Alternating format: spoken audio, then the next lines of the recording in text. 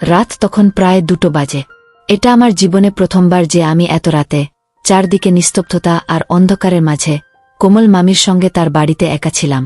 বাড়িতে তখন বিদ্যুৎ ছিল না, শীতের মৌসুম চলছিল, আর চারপাশে গাঢ় অন্ধকার ছড়িয়েছিল। এই অন্ধকারের মধ্যে কোমল মামির সুন্দর মুখটা আরও বেশি উজ্জ্বল লাগছিল। তিনি গভীর ঘুমে ডুবেছিলেন। মামিকে এভাবে ঘুমোতে দেখে, তার শান্ত আর সুখী ঘুমের দিকে তাকিয়ে আমার মনে একটা অদ্ভুত আলোড়ন জেগে উঠল। তখনই আমার মাথায় কিছু উদ্ভট চিন্তা ঘুরপাক খেতে শুরু করল। বলে না, রাত যখন গাঢ় অন্ধকারে ঢেকে যায়, তখন মানুষের নিজেকে সামলানো কঠিন হয়ে পড়ে। আমার সঙ্গেও তেমন কিছু একটা হচ্ছিল। আমি যেন নিজের ওপর নিয়ন্ত্রণ হারিয়ে ফেলছিলাম। সেই দিনই প্রথমবার আমি কোমল মামির একাকিত্বের সুযোগ নিয়েছিলাম। কোমল মামি আমার থেকে মাত্র 5 বছরের বড় ছিলেন। তিনি ছিলেন অপূর্ব সুন্দরী আর আকর্ষণীয়। তার বিয়ে হয়েছিল মাত্র 3 মাস আগে, আর আমার মামা বেশিরভাগ সময় শহরের বাইরে থাকতেন। তাই কোমল মামি বাড়িতে একা থাকতেন। ছোটখাটো বিষয় নিয়েও তিনি চিন্তিত হয়ে পড়তেন। যখনই তিনি আমাকে ফোন করতেন, আমি সঙ্গে সঙ্গে কোনো সুযোগ খুঁজে তার কাছে চলে যেতাম। তার কথা শুনতে আমার সবসময় ভালো লাগত, কিন্তু মাঝে মধ্যে এটা আমার সহ্যের বাইরে চলে যেত। তাই যখনই সময় পেতাম, আমি বাড়ি থেকে বেরিয়ে পড়তাম। সেদিনও আমি স্কুল থেকে ফিরে দেখি কোমল মামি বাড়িতে আছেন। তার মুখে একটা চিন্তার ছাপ স্পষ্ট দেখা যাচ্ছিল। আমি জিজ্ঞেস করলাম, মামি, কি হয়েছে? কোমল মামি চিন্তিত গলায় বললেন, সকাল থেকে বাড়িতে বিদ্যুৎ নেই, সময়মতো বিল জমা দেওয়া হয়নি, তাই লাইন কেটে দিয়েছে। এটা বলতে বলতে তার চোখে জল চলে এল। আমি আবার জিজ্ঞেস করলাম, মামি, আপনি বিলটা জমা দেননি কেন? তিনি বললেন, আলোক, তুমি তো জানো তোমার অজয় মামা বেশিরভাগ সময় শহরে থাকেন। আমি এখানে একা থাকি। পুরো বাড়িটা সামলাতে সামলাতে অনেক সময় কিছু মনে থাকে না। হয়তো লাইটের বিলটা কোথাও রেখে ভুলে গিয়েছিলাম, তাই জমা দেওয়া হয়নি। আর এখন লাইট কেটে গেছে। মামি যখন এসব বললেন, আমি তাকে সান্ত্বনা দিয়ে বললাম, মামি, আপনি আমার সঙ্গে চলুন, আমি বিল জমা দেওয়ার একটা ব্যবস্থা করে দিচ্ছি। তাহলে আপনার বাড়িতে আবার লাইট ফিরে আসবে। এটা শুনে কোমল মামি খুব খুশি হলেন। আমি তখন না খেয়ে পান না করেই তার সঙ্গে বেরিয়ে পড়লাম। কোনোরকমে মামির বিলটা জমা করিয়ে দিলাম। তারপর ফেরার পথে কোমল মামি আমাকে তার বাড়িতে নিয়ে গেলেন। রাত তখন গভীর হচ্ছিল, আর চারদিকে অন্ধকার ছড়িয়ে পড়ছিল। তবু তখনও লাইট ফেরেনি। আমরা যখন বাড়িতে ঢুকলাম, অন্ধকারে কিচ্ছু দেখা যাচ্ছিল না। আমি তাড়াতাড়ি ফোনের ফ্ল্যাশলাইট জ্বালালাম। অন্ধকারের মধ্যে যেই কোমল মামির দিকে আমার চোখ পড়ল, আমার মনে একটা চিন্তা এল। আমি বললাম, মামি, আপনি বেডরুমে গিয়ে বসুন, আমি দেখছি বিদ্যুতের জন্য কি করা যায়। কোমল মামি বললেন, আলোক, আমার অন্ধকারে খুব ভয় লাগে, তাই তো তোমাকে সঙ্গে নিয়ে এসেছি। এটা শুনে আমি প্যারা দিয়ে তার মাথায় হাত রেখে বললাম, মামি, আপনার চিন্তা করার কিছু নেই, এখন আপনি একা নন। আমি তার হাত ধরে তাকে বিছানায় বসিয়ে দিলাম। তারপর বললাম, আপনি আরাম করে বসুন, আমি একটু পরেই আসছি। কিন্তু আমি ঘর থেকে বেরোতে যাব। তখনই কোমল মামি অন্ধকারের ভয়ে আমার হাতটা চেপে ধরলেন আর আমাকে জড়িয়ে ধরলেন। আমি একটু ঘাবড়ে গেলাম, আমার বুকের ভেতরটা ধকধক করতে লাগল। আমি তাকে বোঝালাম, মামি, আপনি ভয়ে পাবেন না, আমি বিদ্যুতের জন্য একটা ব্যবস্থা করে আনছি। আমার কথা শুনে তিনি একটু শান্ত হলেন। আমি ঘর থেকে বেরিয়ে এলাম আর ভাবতে লাগলাম, এই একাকিত্বের সুযোগটা কিভাবে নেওয়া যায়, যাতে কেউ কিছু সন্দেহ না করে আর আমার কাজও হয়ে যায়। কোমল মামি আমাকে তার ছেলের মতোই দেখতেন। আমার ওপর তার পুরো ভরসা ছিল। কিন্তু আমি আমার মনের ইচ্ছেগুলো পূরণ করতে একটা পরিকল্পনা বানালাম। একটু ভেবেচিন্তে আমি মামির জুসের গ্লাসে ঘুমের ওষুধের গুঁড়ো মিশিয়ে দিলাম। বিদ্যুৎ তখনও ছিল না, তাই মামি পুরো গ্লাসটা খেয়ে ফেললেন আর আমার সঙ্গে গল্প শুরু করলেন। তিনি খুব চিন্তিত ছিলেন, কারণ তার মনে হচ্ছিল অজয় মামা মুম্বাইয়ে গিয়ে আরেকটা বিয়ে করে ফেলেছেন। মামা যাওয়ার পর থেকে তিনি নিজে থেকেই ফোন করতেন, কিন্তু ফিরে আসার কোনো ইচ্ছের কথা মুখে আনতেন না। অজয় মামার কথা বলতে বলতে কোমল মামি কাঁদতে শুরু করলেন। আমি তাড়াতাড়ি উঠে তাকে জড়িয়ে ধরলাম আর বোঝাতে লাগলাম, মামি, আপনার মন খারাপ করার কিছু নেই, অজয় মামা এমন কিছু করবেন না। কিন্তু কোমল মামি আমার গলা জড়িয়ে ফুপিয়ে ফুপিয়ে কাঁদতে লাগলেন। আমি সেই মুহূর্তের জন্য অপেক্ষা করছিলাম, যখন তিনি গভীর ঘুমে ডুবে যাবেন, তখন আমি আমার পরিকল্পনাটা পুরো করতে পারব। কিছুক্ষণ পর মামি ঘুমিয়ে পড়লেন। তিনি একটা সবুজ শাড়ি পরে ঘুমাচ্ছিলেন, দেখে মনে হচ্ছিল যেন কোনো পরী। তাকে দেখে আমার মনটা আর সামলাতে পারছিল না। আমি যত তাড়াতাড়ি সম্ভব আমার উদ্দেশ্য পূরণ করতে চাইছিলাম, তার একাকিত্বের সুযোগটা নিতে চাইছিলাম। সারা রাত আমি কোমল মামির বাড়িতে কাটালাম। ওষুধের প্রভাবে তিনি গভীর ঘুমেছিলেন, আর আমি সেই সুযোগে আমার মনের ইচ্ছেগুলো পূরণ করে নিলাম। সকালে যখন ঘুম ভাঙল, নিজেকে খুব ক্লান্ত লাগছিল। আমি কোমল মামির বিছানাতেই শুয়ে পড়লাম। চোখ খুলে দেখি মামি ঘুম থেকে উঠে গেছেন আর রাগী চোখে আমার দিকে তাকিয়ে আছেন। আমি জিজ্ঞেস করলাম, মামি, কি হয়েছে? আপনি আমার দিকে এভাবে তাকাচ্ছেন কেন? এক মুহূর্তের জন্য মনে হল তিনি কি জেনে গেছেন যে আমি কাল রাতে তার সঙ্গে কি করেছি। কোমল মামি বললেন, অর্ধেক দিন পেরিয়ে গেছে আলোক, আর তুমি এখনো ঘুমোচ্ছ? তাড়াতাড়ি ওঠো, বাড়ি যাও। দিদি তোমার জন্য চিন্তা করছে। আমি একটু মুখ গোমরা করে বললাম, এখন বাবার আমাকে দিয়ে আর কি কাজ আছে? শুধু এটাওটা করে আমাকে জ্বালাতন করেন। আমি তো আর অন্য কারো বাড়িতে যাইনি। আপনি আমার মামি। এটা বলে আমি মামির হাতটা ধরে প্যারা দিয়ে আমার পাশে বসিয়ে দিলাম। কোমল মামি বললেন, অত ভালোবাসা দেখানোর দরকার নেই, আমি সব জানি। রাতে তুমি আমার বিছানায় কেন শুয়েছিলে? তিনি আরও বললেন, আলোক, তুমি আমার সঙ্গে এটা একদম ঠিক করনি। বাড়িতে আরও ঘর আছে, তুমি বাইরের লবিতে শুতে পারতে। তার কথা শুনে আমি লজ্জায় মাথা নিচু করে ফেললাম। মনে হল তিনি শুধু এটুকুই জানেন। আমি তার কথাগুলো এড়িয়ে গিয়ে গোসল করতে চলে গেলাম। যখন বাড়ির জন্য বেরোলাম, দেখি মামি খুব রেগে বসে আছেন। তিনি বললেন, আলোক, তুমি এতদিন কোথায় ছিলে? আজ ফিরলে? আমি তোমার মাকে বলেছি যে ঝড়ের কারণে আমি খুব ভয় পেয়েছিলাম, তাই তুমি আসতে পারোনি। ততক্ষণে সকাল হয়ে গেছে, মামির বাড়িতে লাইট ফিরে এসেছে। এখন আর তিনি বেশি দুঃখ করবেন না। মা বললেন, আলোক, তোমার কোমল মামির ছোটখাটো ব্যাপারে দুঃখ পাওয়ার অভ্যাস হয়ে গেছে। তার মনে হয় অজয় ভাইয়া মুম্বাইয়ে গিয়ে আরেকটা বিয়ে করে ফেলেছেন। জানি না কবে তার এই সন্দেহ করার স্বভাবটা যাবে।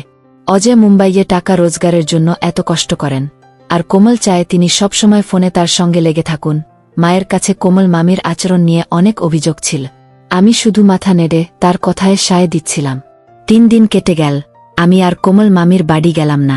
মনটা খুব খারাপ ছিল, ভাবছিলাম কিভাবে তার বাড়ি যাব। তারপর 3 দিন পর সন্ধ্যায় বন্ধুদের বাড়ি থেকে ফিরছিলাম। দেখি মা রান্নাঘরে মুরগির মাংস রান্না করছেন। আমি ইচ্ছে করেই মায়ের সামনে বললাম, কোমল মামি মুরগির মাংস খেতে খুব ভালোবাসেন। তার বাড়ি 4 কিলোমিটার দূরে, নিলে আমি গিয়ে দিয়ে আসতাম।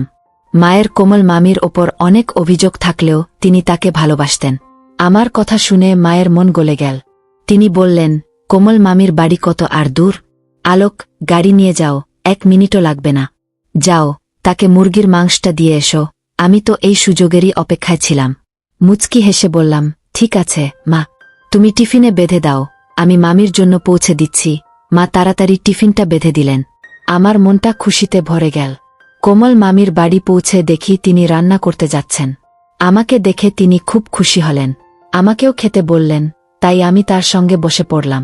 দুজনে মিলে মুরগির মাংস খেলাম। আমি কফি অর্ডার করলাম। বাড়ি ফেরার কোনো ইচ্ছে ছিল না। কফি খেতে খেতে আমরা মোবাইলে গেম খেলা শুরু করলাম। আমি ফোন করে মাকে বলে দিলাম, কোমল মামি আমাকে জোর করে বাড়িতে থাকতে বলেছেন, অথচ মামি এমন কিছু বলেননি। আমি মামিকে বললাম, আপনি দিন দিন এত রোগা হয়ে যাচ্ছেন, বেশি খানপিন করেন না কেন? কোমল মামি বললেন, প্রতিদিন জুস খাওয়ানোর কেউ নেই তো। আমি বললাম, ঠিক আছে, এখন থেকে এই দায়িত্ব আমার। তারপর আমি ডালিমের জুস এনে মামিকে দিলাম, তবে তাতে নেশার গুঁড়ো মিশিয়ে দিয়েছিলাম। কোমল মামি আমার দিকে ভালোবাসার চোখে তাকিয়ে বললেন, আলোক, তুমি যেমন ছেলে তেমনটা সবার কপালে জোটে না। তোমার অজয় মামা এখানে নেই, কিন্তু তুমি আমার এত খেয়াল রাখো যে আমার আর কোনো অসুবিধে হয় না। নেইলে আমি বসে বসে শুধু ভাবতাম, মামা ছাড়া আমার সময় কিভাবে কাটবে। আমি হালকা হেসে দিলাম। কোমল মামি কি জানতেন যে আমার এই সাহায্যের পেছনে কি মতলব লুকিয়ে আছে? আমি তো সবসময় সুযোগের তাকেই থাকতাম। মামি জুসটা খাওয়ার কিছুক্ষণ পর গভীর ঘুমে ডুবে গেলেন। আমার আবার সুযোগ এসে গেল। সারা রাত আমি সেই সুযোগের ফায়দা তুললাম। সকালে যখন খুব ক্লান্ত লাগল, আমি শুয়ে পড়লাম। মামির কথা মনে পড়ে গেল, তাই ইচ্ছে করেই চাটাই পেতে নিচে শুয়ে পড়লাম, যাতে মামির কিছুতে সন্দেহ না হয়। পরদিন দেরিতে ঘুম ভাঙল। উঠে দেখি মামিও উঠে গেছেন। তিনি বললেন, আলোক, তুমি রাতে এখানেই থেকে গেছিলে? তোমার মা নিশ্চয়ই চিন্তা করছেন। আমি বললাম, না মামি, আমি মাকে ফোন করে জানিয়ে দিয়েছিলাম। তিনি চিন্তা করবেন না, বরং খুশি হবেন যে আপনার কাছে কেউ সঙ্গ দিচ্ছে। নিলে তিনি সবসময় ভেবে দুঃখ পান যে আপনি একা বাড়িতে সময় কিভাবে কাটান। দুপুর প্রায় 1টা নাগাদ আমি বাড়ি ফিরলাম। মা বললেন, আলোক, পড়াশোনার দিকেও মন দাও, নিলে তুমি কোমল মামির চাকর হয়ে থেকে যাবে, আর তোমার জীবনটা নষ্ট হয়ে যাবে। আমি বললাম, মা, তুমি কি সব কথা বলছ? তোমার ভাইয়ের বউ বেচারি একা থাকেন। আমরা যদি তার সাহায্য করি তাতে কি এমন হয়ে যাবে? আমি ঠিক করেছি এখন থেকে প্রতিদিন রাতে আমি কোমল মামির বাড়ি যাব, যাতে তিনি একা না থাকেন। আশপাশের লোকজন বলছিল তাদের গ্রামে আজকাল চুরি বেড়ে গেছে। আমার কথা শুনে মা আরও মন খারাপ করলেন। তারপর বললেন, ঠিক আছে, তুমি প্রতি রাতে কোমল মামির বাড়ি যেও, তবে সকালে সময়মতো বাড়ি ফিরে আসবে। তোমার বাবা তোমার ছুটির দিনগুলো নিয়ে খুব রাগ করেন। আমি মাকে কথা দিলাম যে সকালে সময়মতো ফিরব, নে তো মামির বাড়ি থেকে সোজা স্কুলে চলে যাব। এতে আমার পড়াশোনারও ক্ষতি হবে না। আমি কোমল মামির মাথায় এই কথাটা ভালো করে বসিয়ে দিয়েছিলাম যে তাদের গ্রামে আজকাল চোর ডাকাত বেশি ঘুরছে। এমন কিছু বানানো গল্প শোনালাম যা শুনে মামি খুব ভয় পেয়ে গেলেন। প্রতিবার আমি ডালিমের জুস নিয়ে তার বাড়ি যেতাম আর তাতে নেশার গুঁড়ো মিশিয়ে দিতাম। তারপর যখন তিনি গভীর ঘুমে ডুবে যেতেন, আমি আমার সুযোগটা কাজে লাগাতাম। এই কাজে আমি খুব মজা পাচ্ছিলাম আর বেশ সহজেই কোমল মামিকে বোকা বানিয়ে দিচ্ছিলাম। এখন তিনি প্রতি রাতে আমাকে বাড়িতে থাকতে বলতেন। মায়েরও আর কোনো চিন্তা ছিল না, কারণ আমি প্রতিদিন স্কুলে যাচ্ছিলাম। কিন্তু আমার জন্য এসব করা কঠিন হয়ে পড়ছিল। রাতে এত পরিশ্রমের পর সকালে তাড়াতাড়ি উঠতে হতো। একদিন হঠাৎ কোমল মামির আমার ওপর সন্দেহ হল। সেই রাতে আমি জুস নিয়ে তার ঘরে গেলাম। তিনি বললেন, আলোক, আজকাল আমার কেমন যেন অদ্ভুত লাগছে। মনে হয় রাতে আমি নেশার ঘোরে গভীর ঘুমে ডুবে যাই। আগে তো এমন হতো না। আজ দুপুরে যখন আবর্জনা ফেলতে গিয়েছিলাম, কুড়েতে একটা পুতলি দেখলাম। ওটা দেখে আমি চমকে উঠেছি। তার কথা শুনে আমার মাথা ঘুরে গেল। আমি বুঝতে পারলাম তিনি কি দেখেছেন। তবু বোকা সেজে জিজ্ঞেস করলাম, মামি, কি হয়েছে? আপনি এমন কি দেখলেন যে এত চিন্তিত হয়ে পড়েছেন? প্রথমে কোমল মামি আমার দিকে তির্যক চোখে তাকালেন। তারপর এমন ভাব দেখালেন যেন কিচ্ছু হয়নি। আমি শুধু জিজ্ঞেস করলাম, মামি, কি ব্যাপার? আপনি কি পেয়েছেন? তিনি বললেন, থাক, এটা তোমার বোঝার ব্যাপার না। তুমি এখনো ছোট ছেলে। এটা বলে তিনি ডালিমের জুসের গ্লাসটা পুরোটা খেয়ে ফেললেন আর আমার সঙ্গে গল্প শুরু করলেন। আমি মনে মনে খুশি হয়ে গেলাম। কোমল মামি এখনো আমাকে ছোট্ট ছেলে ভাবছেন, অথচ আমি প্রতি রাতে তার জুসে নেশার গুঁড়ো মিশিয়ে তার সুযোগ নিচ্ছি। কিছুক্ষণ পর মামি আবার ঘুমিয়ে পড়লেন। আমি আমার কাজে লেগে গেলাম। এসব করতে আমার খুব মজা লাগছিল। কখনো ভাবিনি যে এটা এত সহজ হবে। কোমল মামি পুরোপুরি আমার জালে আটকে গিয়েছিলেন। তার কখনো আমার ওপর সন্দেহ হয়নি, এমনকি এটাও বুঝতে পারেননি যে আমি তার জুসে নেশার গুঁড়ো মেশাচ্ছি।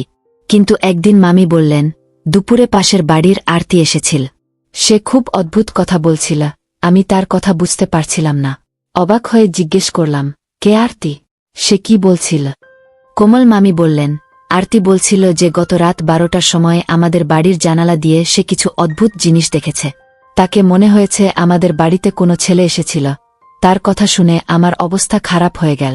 গত রাতে আমি আমার বন্ধুদের কোমল মামির বাড়িতে ডেকেছিলাম। আমরা সবাই মিলে তার ঘুমের সুযোগ নিয়েছিলাম। আমার কোনো ধারণাই ছিল না যে মামির নতুন পড়শি আরতি এত রাতেও আমাদের বাড়ির ওপর নজর রাখছে।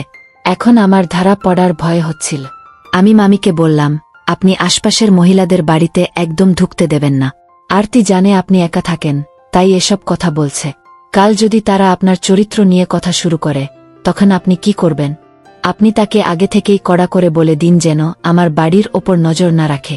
আমার কথা শুনে কোমল মামি খুশি হলেন। তিনি বললেন, আলোক, তুমি একদম ঠিক বলেছ। আরতি যদি বলে সে কাউকে দেখেছে, তাহলে কালকে বলবে আমার কোনো বয়ফ্রেন্ড এসেছিল। তখন আমি কি করব? আমার কথা তার মনে ভালোভাবে বসে গেল। আমি তখনই তার কাঁধে হাত রেখে বললাম, মামি, আপনি জানেন না, আজকালকার জমানা খুব খারাপ। এই আশপাশের লোকেরা বাড়ির শান্তি নষ্ট করতে চায়।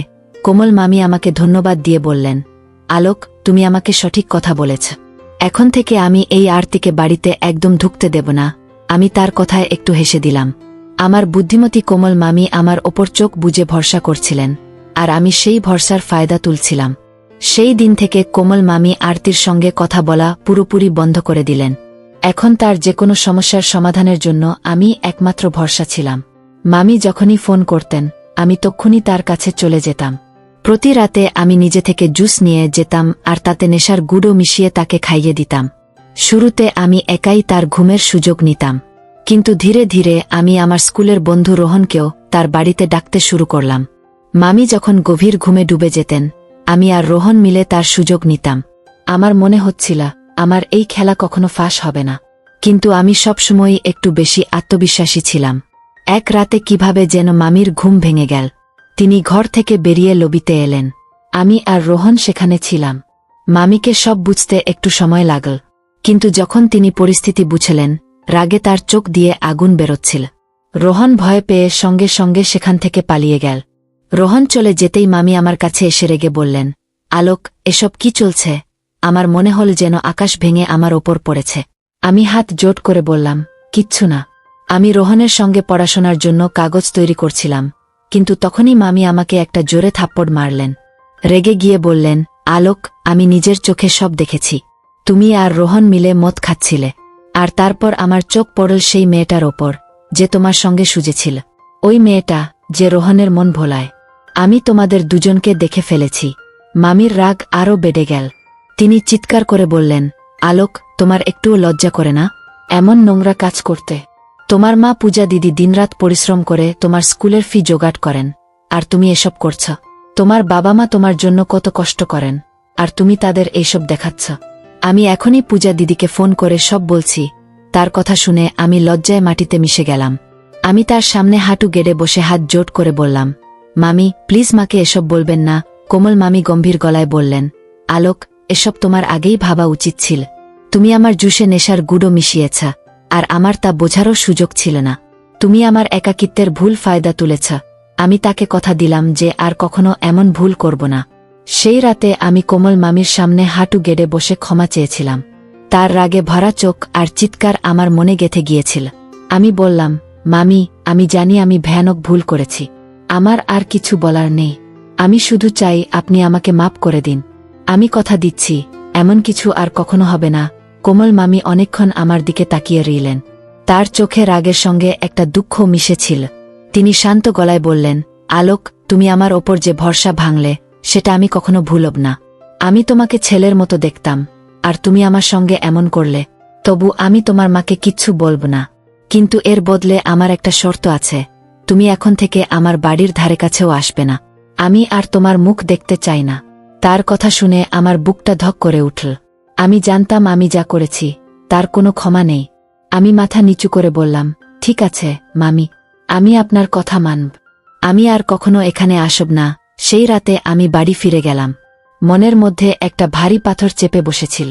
যে কোমল মামি আমাকে এত ভালোবাসতেন, তার চোখে আমি এখন একটা অপরাধী। তারপর থেকে আমি সত্যিই তার বাড়ির কাছে যাইনি। কিন্তু মাঝে মধ্যে মনে হতো, যদি আমি এই পথে না যেতাম, তাহলে হয়তো আমাদের সম্পর্কটা এমন ভয়ানকভাবে শেষ হতো না। কয়েক মাস পর শুনলাম, অজয় মামা মুম্বাই থেকে ফিরে এসেছেন। তিনি এখন কোমল মামির সঙ্গে থাকেন। মা একদিন বললেন, কোমল এখন অনেক শান্ত আর সুখী আছে। অজয় ভাইয়া ফিরে আসায় ওর সব সন্দেহ দূর হয়ে গেছে। আমি শুধু মাথা নেড়ে চুপ করে রইলাম। আমার জীবনেও অনেক কিছু বদলে গিয়েছিল। আমি পড়াশোনায় মন দিয়েছি, বন্ধুদের সঙ্গ কমিয়ে দিয়েছি। কোমল মামির সঙ্গে যা হয়েছিল, সেটা আমার জন্য একটা বড় শিক্ষা হয়ে গেল। আমি বুঝলাম, কারো ভরসার সুযোগ নেওয়া কতটা ভয়ানক ফল আনতে পারে। এখন আমি শুধু চাই আমার জীবনটা নতুন করে গড়ে তুলতে। আর কোমল মামি, তিনি হয়তো আমাকে কখনো ক্ষমা করবেন না, কিন্তু আমি নিজেকে ক্ষমা করার চেষ্টা করে যাচ্ছি। হ্যালো বন্ধুরা, কেমন আছো তোমরা? আশা করি সবাই তোমরা ভালো আছো, আর আমিও তোমাদের দোয়ায় খুবই ভালো আছি। তো বন্ধুরা, আমি তোমাদেরকে আজকে দারুণ একটি আকর্ষণীয় গল্প শোনাইতে চলেছি, যেটা আমার জীবনে ঘটেছিল। আমার স্বামী বিদেশ থাকায় আমার স্বামীর বোনের বড় ছেলে সোহাগকে দিয়ে আমি কি করিয়েছিলাম, সেটাই আজকে তোমাদের সাথে শেয়ার করাবো। তো বন্ধুরা, গল্পটা কিন্তু একদম স্কিপ করবে না। গল্পটা সম্পূর্ণ যদি শোনো, তাহলে শেষ অবধি তোমাদের কি হবে এটা তোমরা পরে নিজেই বুঝতে পারবে। তো চলো শুরু করা যাক আজকের সেই গল্প। তো বন্ধুরা, শুরু করার আগে আমি তোমাদের সাজেস্ট করব, তুমি যদি এই চ্যানেলের নতুন দর্শক হয়ে থাকো, তাহলে এক্ষুনি সাবস্ক্রাইব করে দাও, ভিডিওতে একটা লাইক দাও, শেয়ার করে তুমি তোমার কাছের বন্ধু বান্ধবকে শোনার সুযোগ করে দাও। আর হ্যাঁ বন্ধুরা, সবসময় সাপোর্ট করে আমার পাশেই থাকবে। তো চলো শুরু করা যাক আজকের সেই আকর্ষণীয় গল্পটা। তো বন্ধুরা, আমার বিয়ে হতে না হতেই আমার স্বামী ঠিক 6 মাস পরেই এই নতুন বউকালে আমারে দেখে বিদেশ চলে যায়। কিন্তু আমার স্বামীর বড় বোনের ছেলে নাম হচ্ছে সোহাগ। সোহাগ কলেজে পড়াশোনা করত। তখন সোহাগকে আমি ফোন করে বললাম যে, সোহাগ বাবা, তুমি একটু আমাদের বাড়িতে আসো তো।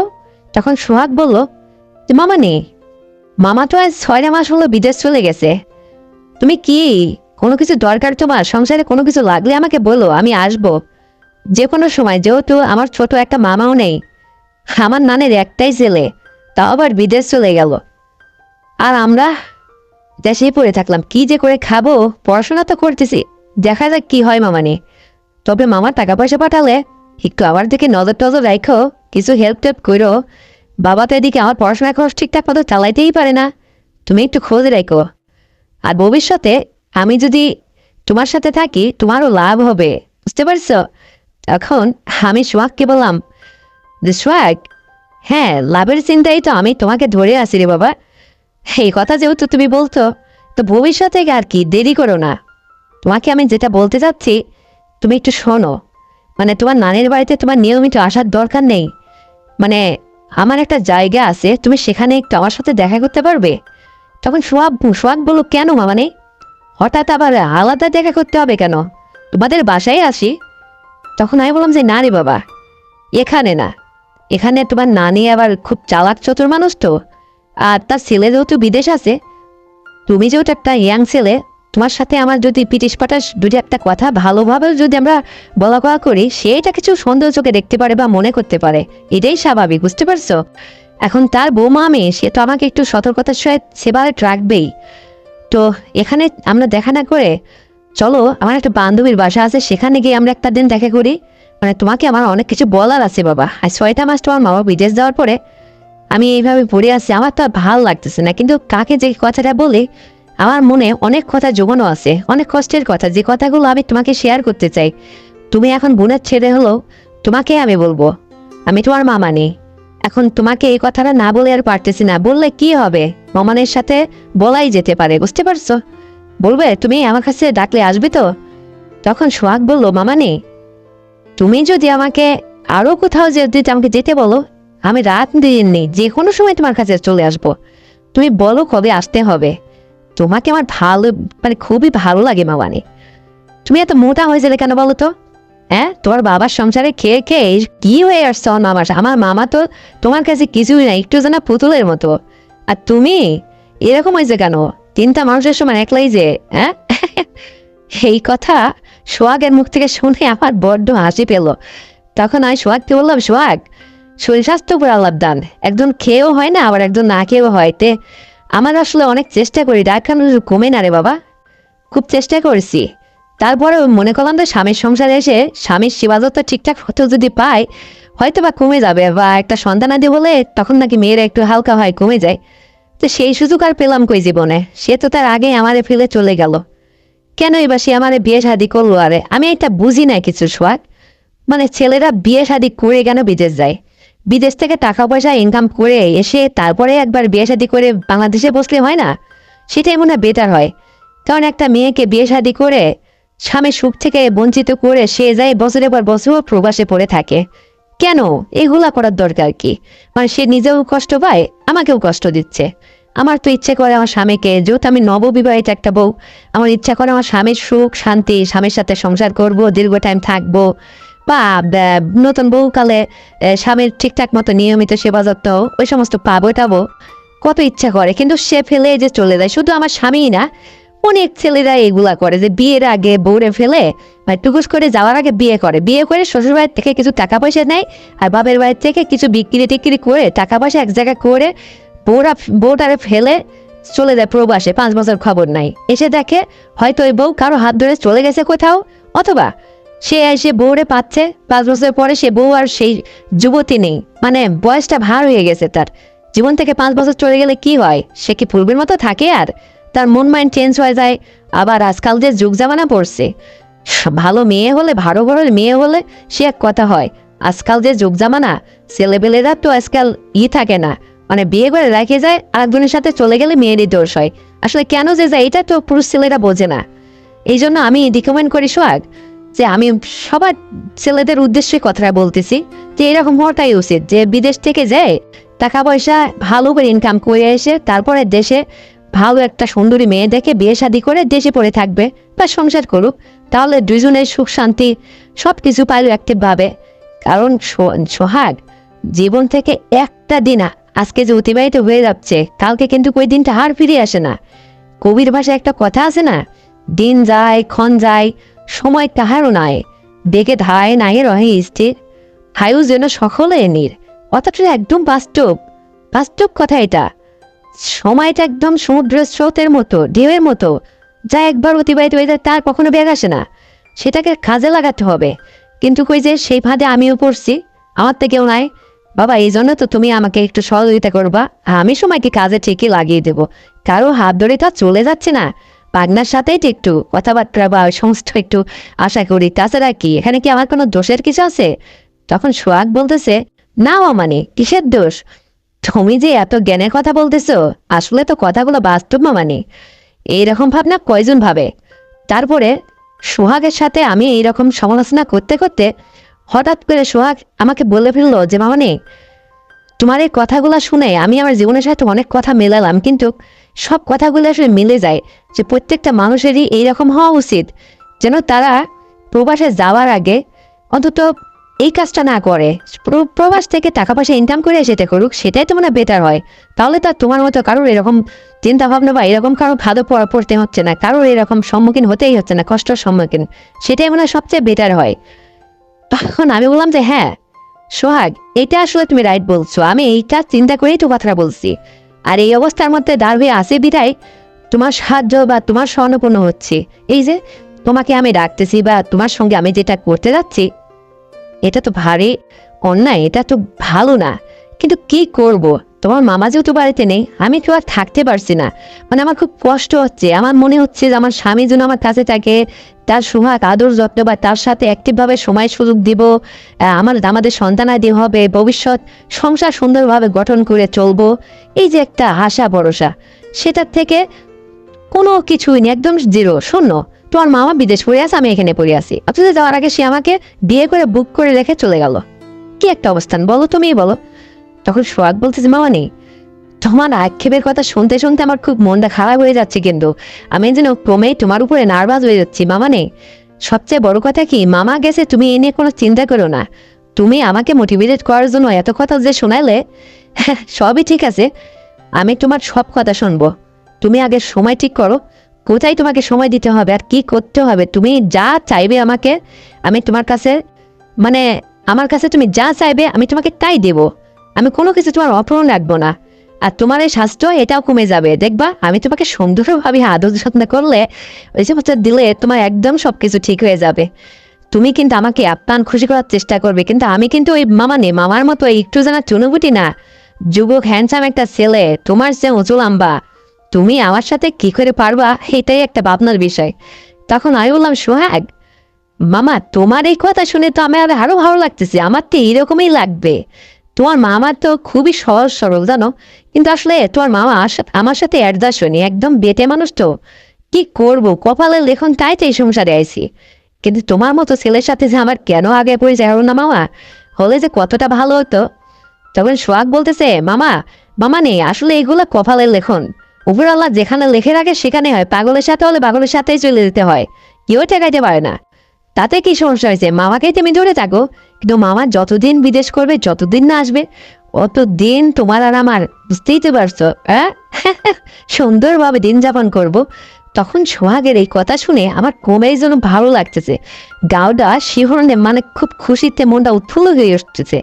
তারপরে সোহাগকে বললাম, সোহাগ তাহলে আর দেরি না, আমি আজ রাতের মধ্যে আমার ওই বান্ধবী শিলা, ওকে ফোন করে ওর বাসাটা ঠিক করতেছি। ওর স্বামীও বাড়িতে নেই, ওর স্বামীও বিদেশ আছে, কিন্তু ও একলা একলাই বাসাতে পড়ে থাকে। ও একটা স্কুলের চাকরি করে, ম্যাডামের চাকরি করে।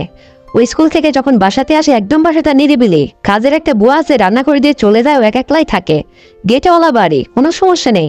ওই বাসাতে তুমি যদি আমার সাথে মাঝে মধ্যে সপ্তাহে 2-3টা দিন একটু সময় দেবে, মানে সকালে যাব, ধরো বিকাল হতে হতে 2-4 বার যায় তোমার আর আমার, মানে বুঝতেই তো পারছো, তারপরে চলে আসলাম, কেমন হয় বলো তো? তাহলে আমিও খুশি, আমিও ঠিক থাকলাম, তোমার মামার সংসার ছেড়ে আর কোনো ছেলের হাত ধরে কোথাও যাওয়া লাগলো না 5টা মেয়ের মতো, বুঝতে পারছো? মানিজ্জত বজায় রাখতে হলে বাবার কত কিছু করে থাকতে হয়। আর এ তো সামান্য কিছু, তুমি তোমার মামা ভাগ্নে, আমি মামা নেই, তুমি ভাগ্নে, সমস্যা কোথায়? তোমার কি এ বিষয়ে কোনো আপত্তি আছে? তখন সোহাগ বলতেছে, না না মামা নেই, আমার কিসের আপত্তি, আমি তো এটাই খুঁজতেছি তোমাকে দেখার পর থেকে। তোমাকে যেই কথাটা আমি বলে নে, রাজ নিজে মুখে যখন তুমি বলে ফেললে, আমারও খুব ভালো লাগতেছে মামানে। আমারও রাত আসলে ঘুম আসে না জানো। তোমাকে নিয়ে আমি অনেক জল্পনা কল্পনা করি মামানে। তোমার মুখখানা, তোমার ওই কমল দুটা রাঙা ঠোঁট দেখে আমার খুব পছন্দ হয়। এত মায়াবী চেহারা তোমার, তোমার মুখের দিকে তাকালে আর আমার দৃষ্টিই ফেরে না। আর কেন যে তোমার সাথে আমার আগে পরিচয় হলো না মামানে, সোহাগের এই কথা শুনে যেন ক্রমেই আমি আরো মুগ্ধ হয়ে যাচ্ছি, আরো এর প্রেমে পড়ে যাচ্ছি। আমার ক্রমেই যেন ভালো লাগতেছে বন্ধুরা। তারপরে এক পর্যায়ে আমি দিনখান ঠিক করলাম বান্ধবীকে বলে। বান্ধবী আমাকে বললো যে হ্যাঁ রে, তুই কালকে চলে আয় না, কালকে তো আমাদের স্কুল বন্ধ আছে, আমি একদম বাড়িতে আছি। আর তোকে যদি এই সহযোগিতাটুকু আমি করতে নাই পারি, তাহলে তোর বান্ধবী কিসে যে? যেহেতু তোর কষ্টের কথাটা বললি, তোর স্বামী বিদেশ আছে, তোকে তো একটু সাহায্য করতেই হয়। তবে ওই ছেলেটা আসলে, আমার স্বামীও তো বিদেশে আছে রে, আমাকে কি সে বললে একটু সময় দেবে না? তখন আমি বললাম যে কে রে শিলা? আমার ভাগ্নে হয়, তার আমি মামানি হয় সম্পর্কে, তাকে নিয়ে এসে একটু তোর এখানে বেড়াইতে আসবো, আবার এখানে তুই ভাগ বসিয়ে দিচ্ছিস? ঠিক আছে, আমি সোহাগকে বলে রাখবো, ও যদি রাজি হয় তোকেও চালিয়ে দেবে, আমাকেও চালিয়ে নেবে, দুজনকেই একসাথে না হয় এদিক ওদিক ঘুরে ফিরে বেড়াইতে নিয়ে আসলো, একসাথে দুজনের হাত ধরে গেলাম, তোর বাসাতে এসে থাকলাম, তুই আমি দুজনে একটু ভালো সময়, ওকে একটু সময় দিলে ভালোই চলতো। ছেলেটা দারুণ ভালো জানিস, আর খুব ইয়াং মা, দৌচলম্বা, হ্যাপি ফিগার। শিলা এই কথা শুনে বলতেছে আমার তো আর দশ হয়েছে না, বান্ধবী তুই ওকে নিয়ে কালকে চলে না, তোর আগে ওর সাথে আমি একটা বার মিট করতে চাই রে, ওর সাথে আমাকে একটু সুযোগ দে না, দেখ বান্ধবী। তখন আমি বললাম আচ্ছা ঠিক আছে ঠিক আছে, আমার যদি হয় তোরও হবে, তুই নিশ্চিত থাক।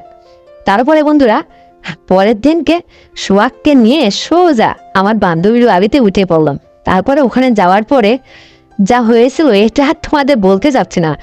মানে সে এমন করে আমাকে ইয়ে করো না, মানে আমার এত ভালো লাগেছিল অনেক সময় ধরে। মানে কি বলবো বন্ধুরা, ওর আচরণ আমি দারুণ মুগ্ধ হয়েছি। মানে ওর মামা কখনো এভাবে আমার সঙ্গে এইভাবে মানে আচরণ করে নেবে, আমাকে এতটা খুশি করতে পারেনি। আমি দারুণ মুগ্ধ হয়েছি ওর ব্যবহারে। তারপরে আমার বান্ধবী তো ওই বাসাতে কি যে রান্নার আয়োজন করলো, ভালো মন্দ খাওয়ার আয়োজন করে, খাওয়া দাওয়া শেষ করে তারপরে বান্ধবী আমাকে বলতেছে যে হ্যাঁ রে বান্ধবী, তোকে যে কথাটা কালকে বলছিলাম তোদের তো হলো, তা আমার কি হবে, কিছু বলিস না কেন? তখন আমি সোহাগকে বললাম যে সোহাগ বাবারে, ওই আমার এই বান্ধবী, ওর স্বামী বিদেশ থাকে, তো তো আমাকে আমাকে আমার সাথে তোমার যা হলো, সেও এটা চায়, তুমি কি বলো? তখন বলতেছে যে হ্যাঁ মামানে, আমি তো আসলে কুয়ার ব্যাং হয়েছি, মানে কুয়ার ব্যাং সাগরে পড়লে যা হয় আর কি, আমার তো মনে হচ্ছে কপাল খুলে গেল। আমার কোনো আপত্তি নেই, তুমি যদি চাও, আমার কোনো আপত্তি নেই, বলো তোমার বান্ধবীকে। তারপরে আমার বান্ধবীকে আমি বললাম যে শিলা, হ্যাঁ সোহাগ রাজি হয়ে গেছে রে, কোনো সে আপত্তিই করতেছে না। তারপরে যাই হোক, একটু ঘুরায় ফিরায় নিয়ে আসলাম, আমরা একটু ড্রেস টেস্ট নিয়ে বাইরের থেকে বিকালে এসে আবার সে আমার বান্ধবীর সাথে সে দারুণভাবে সে অ্যাক্টিভভাবে সময় দিল। মানে তারও হলো এত ভালো লাগেছিল। তারপর থেকে বান্ধবী বলে যে যখনই তুই আমাকে একটা ফোন করবি, তো যখনই লাগবে সোজা চলে আসবি ওকে নিয়ে, কারণ ওকে আমারও দরকার রে, খুব ভালো লেগেছে। ও যেন আমার স্বামীর চেয়ে অনেক ভালো রে, মানে খুব সুন্দর করে কথাবার্তা সাজিয়ে গুজিয়ে বলতে পারবে বা ওই সমস্ত দিতে পারে, আমার পয়েন্ট একদম জুড়ে গেছে। তো বন্ধুরা, আমার স্বামী 5টা বছর বাইরে ছিল, তো যতদিন উনি না আসলো আমি বাইরে কারো সহযোগিতা নিলাম না, নিজের মান ইজ্জত বজায় রাখার জন্য, মানে কারোর অন্য ছেলের হাত ধরে সংসার ছেড়ে না পালালাম না। এই যে সব কিছু মিলে একটা কিছুর উপর নির্ভর হয়ে থাকতে হলে এই পথটা আমি বেছে নিয়েছিলাম, আমার ভাগনার সহযোগিতা নিয়েছিলাম। তাই তো মামা ভাগিনা, এই যে মামানের সাথে যে ভাগনার এই বিশেষটা, মানে এইটাই অ্যাক্টিভভাবে আমাদের চলতেছিল 5টা বছর। তারপরে যখন আমার স্বামী চলে আসলো, অর্থাৎ তোর সোহাগের মামা যখন চলে আসলো, তখন আমরা আবার পরিবারের মতো কেউ কাউকে অতটা চিনি না, মামা ভাগদের সম্পর্ক। তো এইভাবে সে আমাকে সাহায্য করেছিল। তারপরে সোহাগও একসময় লেখাপড়া শেষ করে চাকরি বাকরি পাইলো, বিয়ে শাদী করলো, ওর জীবনটাও সেটেলমেন্ট হয়ে গেল, আর আমিও জীবন থেকে মুক্ত হয়ে গেলাম, আমার স্বামী কাছে পাইলাম। স্বামীকে কাছে পাওয়ার পরে পরের বছরে আমাদের সন্তানাদি হলো, আমিও সুন্দরভাবে সংসার করতে থাকলাম। তো বন্ধুরা, আমাদের সুন্দর রোমান্টিক গল্পটা শুনে তোমাদের কেমন লেগেছে আমার গল্পটা এই পর্যন্তই, যেটা আমার সাথে ঘটেছিল। যদি এরকম তোমাদের কারোর সাথে ঘটে থাকে অবশ্যই কিন্তু কমেন্ট করে আমাকে জানাবে। আর যদি এই কাহিনীটা তোমাদের ভালো লেগে থাকে তাহলে অবশ্যই চ্যানেলটিকে সাবস্ক্রাইব করে দাও, ভিডিওতে একটা লাইক দেওয়া, শেয়ার করে তুমি তোমার কাছের বন্ধু বান্ধবকে শোনার সুযোগ করে দাও। আর হ্যাঁ বন্ধুরা, আগামীকাল এর চেয়েও আরো আকর্ষণীয় গল্প নিয়ে আসছি। ততক্ষণে সবাই তোমরা নিজের স্বাস্থ্যের যত্ন নেবে, তোমার পরিবারের খেয়াল রাখবে, আর তোমার ছোট্ট সন্তানকে নিয়মিত স্কুলে পাঠাবে। এই প্রত্যাশায় আজ এই পর্যন্তই। আল্লাহ হাফেজ। শ্রেজা এবং সমীরের বিয়ের পর থেকে শ্রেজার জীবনে হঠাৎ করে এক অদ্ভুত পরিবর্তন আসতে শুরু কর। সমীরের মনে সন্দেহ জন্মাল যে শ্রেজার হৃদয়ে অন্য কেউ রয়ে গেছে। একদিন সমীর শ্রেজার পিছু নিল, আর যা দেখল তা তার জীবন ওলটপালট করে দিল। কারণ সে দেখল যে শ্রেজা তার সবচেয়ে কাছের বন্ধুর সঙ্গে। বন্ধুরা, আজকের এই গল্পে আপনাদের সবাইকে স্বাগত জানাই। এটি একটি ছোট শহরের তিনজন মানুষের, শ্রেজা, সমীর এবং কারণের গল্প। শ্রেজা ছিল একটি সরল ও সুন্দর মেয়ে, যাকে তার সাদামাটা স্বভাবের জন্য সবাই চিনত। ছোটবেলায় তার বাবা মায়ের মৃত্যু হলে তাকে তার পিসি লালন পালন করে। শ্রেজার জীবনে কোনো বড় স্বপ্ন ছিল না, সে শুধু সাধারণ একটি জীবন চেয়েছিল। কিন্তু ভাগ্য তাকে অন্য পথে নিয়ে গেল। একদিন শ্রেজার দেখা হয় সমীরের সঙ্গে, যে তার ব্যবসায়িক কাজে সেই শহরে এসেছিল। সমীর একজন সফল ব্যবসায়ী ছিল, কিন্তু তার চোখে ছিল এক অদ্ভুত বিষাদ। তার জীবনে সবকিছু ছিল, কিন্তু সত্যিকারের ভালোবাসার অভাব তাকে কষ্ট দিত। শ্রেজার সঙ্গে দেখা করার পর সমীর প্রথমবারের মতো কারও প্রতি গভীর আকর্ষণ অনুভব করে। প্রথম দেখাতেই শ্রেজা তার পছন্দের হয়ে যায়। সমীর চেষ্টা করতে থাকে শ্রেজার সঙ্গে বন্ধুত্ব গড়ে তোলার, এবং ধীরে ধীরে তাদের সাক্ষাৎ বেড়ে যায়। একসময় তারা একে অপরের কাছাকাছি চলে আসে। সমীর শ্রেজাকে তার কোম্পানিতে কাজের প্রস্তাব দেয়, এবং শ্রেজা শহরে চলে আসে। শহরে এসে শ্রেজা এবং সমীরের সম্পর্ক আরও ঘনিষ্ঠ হতে শুরু করে। সমীরের ভালোবাসা ছিল প্রকৃত, কিন্তু সে কখনোই তার মনের কথা শ্রেজাকে বলতে সাহস করেনি। একদিন সমীর তার বাড়িতে একটি পার্টি দেয়, কিন্তু সেই রাতেই সমীরের জীবন পাল্টে যায়। কারণ সে বুঝতে পারে তার মা রাধিকা, যিনি অত্যন্ত কট্টর ও রক্ষণশীল, তাদের সম্পর্ক মেনে নিতে পারেন না। রাধিকা শ্রেজাকে বাড়িতে ডেকে বলেন তিনি কখনোই শ্রেজাকে তার বউ হিসেবে গ্রহণ করবেন না, এবং তাকে সমীর থেকে দূরে থাকার নির্দেশ দেন। এই কথাগুলো শ্রেজার হৃদয়ে গভীর আঘাত হানে, কিন্তু সে সমীরকে কিছু বলে না। শ্রেজা সমীরকে ভালোবাসত, কিন্তু তার মায়ের কথাগুলো তাকে ভেতর থেকে ভেঙে দেয়। সে ধীরে ধীরে সমীরের থেকে দূরে সরে যেতে শুরু করে। সমীর বুঝতে পারে না কেন শ্রেজার আচরণ হঠাৎ করে এমন বদলে গেল। ঠিক এই সময়ে শ্রেজার দেখা হয় এক রহস্যময় মানুষ, কারণের সঙ্গে। কারণের জীবনও জটিলতায় ভরা ছিল। সে ছিল একজন বেনাম লেখক, যার লেখা বহু বেস্টসেলার বই ছিল, কিন্তু তার আসল পরিচয় কেউ জানত না। শ্রেজা তার বইগুলো খুব পছন্দ করত, এবং ধীরে ধীরে সে কারণের কাছে আসতে শুরু করে। কারণের সঙ্গে সময় কাটানোর পর শ্রেজা তার জীবনে এক নতুন দিক খুঁজে পায়। কারণের ব্যক্তিত্ব তাকে মুগ্ধ করেছিল, এবং সে শ্রেজাকে এক নতুন শুরু করার প্রেরণা যোগায়। কারণের জীবনেও ছিল এক বেদনাদায়ক অতীত, যা তাকে ভালোবাসা এবং সম্পর্ক থেকে দূরে রেখেছিল। শ্রেজা এবং কারণের সম্পর্ক ধীরে ধীরে গভীর হতে থাকে। সমীর এই বিষয়ে কিছুই জানত না যে শ্রেজা এখন অন্য কারো প্রতি আকৃষ্ট হচ্ছে। একদিন সমীর শ্রেজার মন বুঝতে তার সঙ্গে খোলাখুলি কথা বলতে চায়, এবং শ্রেজা সবকিছু খুলে বলে। শ্রেজা জানায় যে সমীরের মা তাকে তাদের সম্পর্ক থেকে দূরে থাকার সতর্কতা দিয়েছিলেন, এবং সে চায়নি তার কারণে সমীরের জীবনে কোনো সমস্যা আসুক। সমীর এটা শুনে খুব রেগে যায়, কিন্তু সে তার মায়ের সঙ্গে কোনো ঝগড়া করে না। সে চেষ্টা করে শ্রেজাকে বোঝানোর, কিন্তু তখন শ্রেজার হৃদয়ে কারণের জন্য একটি আলাদা জায়গা তৈরি হয়ে গেছে। সমীর তার ভালোবাসা ত্যাগ করার সিদ্ধান্ত নেয়, এবং শ্রেজার সুখের জন্য তাকে কারণের কাছে ছেড়ে দেয়। কিন্তু গল্প এখানেই শেষ হয় না। শ্রেজার হৃদয়ে তখনও সমীরের জন্য একটি কোণ রয়ে গেছে, যা সে কখনো ভুলতে পারেনি। একদিন কারণ শ্রেজার অতীত সম্পর্কে জানতে চাইলে সে সবকিছু খুলে বলে। কারণ এটা শুনে দুঃখ পায় যে শ্রেজা এখনো সমীরকে ভুলতে পারেনি। কারণ তাকে বড় একটি সিদ্ধান্ত নিতে বলে। সে বলে যতক্ষণ না শ্রেজা তার অতীতের স্মৃতি মুছে ফেলে, ততক্ষণ সে তাকে গ্রহণ করবে না। শ্রেজার জন্য এই সিদ্ধান্ত নেওয়া খুবই কঠিন ছিল। সে দুজনের মধ্যে আটকে ছিল। এক রাতে যখন শ্রেজা একা তার ঘরে ছিল, সমীর তাকে ফোন করে। সে শেষবারের মতো তাকে দেখা করতে চায়। শ্রেয়া রাজি হয়।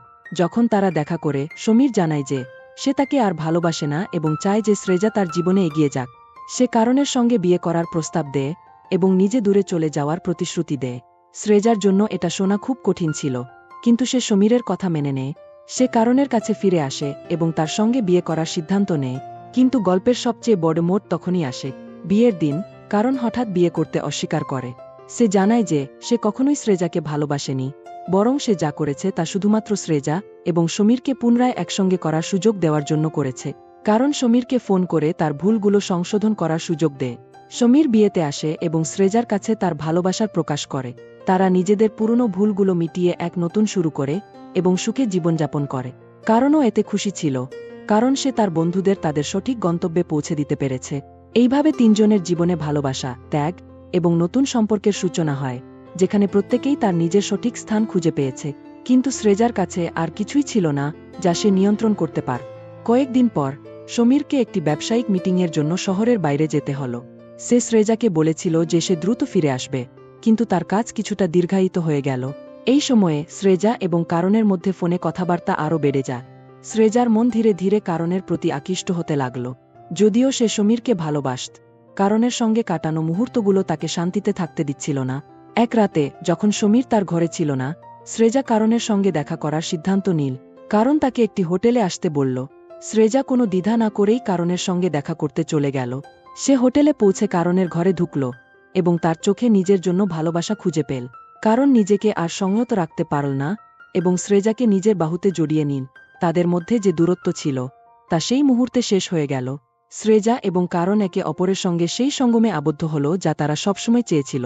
তাদের এই মিলন এখন নিয়মিত হয়ে উঠল এবং তাদের সম্পর্ক কেবল মানসিক নয়, শারীরিকও হয়ে উঠল। প্রতিবার তাদের শারীরিক সম্পর্ক আরও গভীর হতে লাগল। কারণের সান্নিধ্যে একটি বিশেষ জাদু ছিল যা স্রেজাকে পাগল করে দিত। তারা একে অপরের সঙ্গে এমনভাবে মিশে গেল যেন এটি তাদের জীবনের শেষ মিলন। স্রেজা কারণের সঙ্গে কাটানো মুহূর্তগুলোকে পৃথিবীর সবচেয়ে সুন্দর মুহূর্ত বলে মনে করতে লাগল। এদিকে সমীরের মনে সন্দেহ জাগতে শুরু করল যে স্রেজা কিছু লুকাচ্ছে। সে স্রেজার ফোন চেক করে এবং কারণের সঙ্গে তার চ্যাট দেখে ফেলে। সমীরের হৃদয় ভেঙে গেল, কিন্তু সে কিছুই বলল না। সে স্থির করল সে স্রেজার সঙ্গে সরাসরি কথা বলবে। এক রাতে যখন স্রেজা এবং কারণ হোটেলের ঘরে একসঙ্গে ছিল, সমীর হোটেলে এসে তাদের রঙে হাতে নাতে ধরে ফেলে। স্রেজার মুখ ফ্যাকাশে হয়ে গেল এবং কারণের চোখেও ভয়ের ছাপ স্পষ্ট হয়ে উঠল। সমীর ক্রোধে ফেটে পড়ে স্রেজার দিকে তাকিয়ে বলল, তুমি আমার সঙ্গে এটা কিভাবে করতে পারলে? আমি তোমাকে সত্যি ভালোবেসেছিলাম, কিন্তু তুমি আমাকে প্রতারণা করলে। স্রেজার কোনো জবাব ছিল না। সে সমীরের কাছে ক্ষমা চাইল, কিন্তু সমীর তাকে ক্ষমা করতে অস্বীকার করল। সে ঘর থেকে বেরিয়ে গেল। স্রেজা তখনই কান্নায় ভেঙে পড়ল। কারণ তাকে সান্ত্বনা দিতে চেষ্টা করল, কিন্তু তখনই স্রেজার মনে হল যে সে একটি বিশাল ভুল করে ফেলেছে। সমীর সিদ্ধান্ত নিল সে স্রেজার সঙ্গে বিচ্ছেদ করবে এবং তাকে কারণের সঙ্গে থাকতে দেবে। স্রেজা তখনই বুঝল যে সে তার প্রকৃত ভালোবাসা হারিয়ে ফেলেছে এবং এখন তার জন্য আর কিছুই অবশিষ্ট নেই, শুধু অনুশোচনা। কারণের সঙ্গে তার সম্পর্ক বেশি দিন টিকল না এবং সে ধীরে ধীরে একা হয়ে পড়ল। সমীর তার জীবনে একটি নতুন শুরু করল এবং একটি নতুন পথে এগিয়ে গেল। কারণ চলে যাওয়ার পর স্রেজার জীবনে এক অদ্ভুত শূন্যতা এসে গেল, যা সে আর কখনো পূরণ করতে পারল না। তার কাছে এখন কেবল স্মৃতিগুলো রয়ে গেল যা তাকে তাড়না করার জন্য যথেষ্ট ছিল। এভাবেই স্রেজার অজানা সম্পর্কের জটিলতা তার জীবনকে বিশৃঙ্খল করে তুলল এবং শেষ পর্যন্ত সে সবকিছু হারিয়ে ফেল। এই গল্প থেকে আমরা শিখি যে কোনো সম্পর্কের ক্ষেত্রে সত্যতা এবং বিশ্বাস সবচেয়ে জরুরি। মিথ্যা ও প্রতারণা দিয়ে সম্পর্কের মধ্যে শুধুই দুঃখ এবং অনুশোচনা থাকে। সত্যিকারের ভালোবাসা এবং সত্তা সম্পর্ককে শক্তিশালী ও দীর্ঘস্থায়ী করে তোলে।